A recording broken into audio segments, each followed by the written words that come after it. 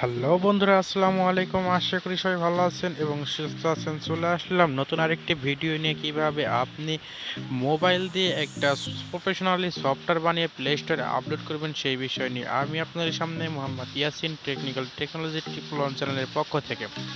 So বন্ধুরা, কিভাবে আপনি মোবাইল দিয়ে প্রফেশনাল একটি সফটওয়্যার বানাবেন সেই বিষয় নিয়ে কিন্তু আজকের ভিডিও। সো বন্ধুরা, আজকের ভিডিও কিন্তু অনেক ইন্টারেস্টিং হতে চলেছে, কেউ মিস করবেন না।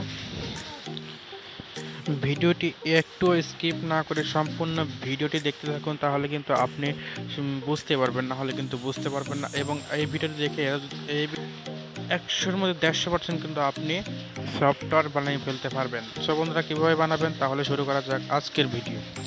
ভিডিও শুরু করার আগে একটা কথা না বললেই নয়, আপনি যদি আমাদের চ্যানেলে নতুন ভিউয়ার্স হয়ে থাকেন অবশ্যই চ্যানেলটি সাবস্ক্রাইব করবেন।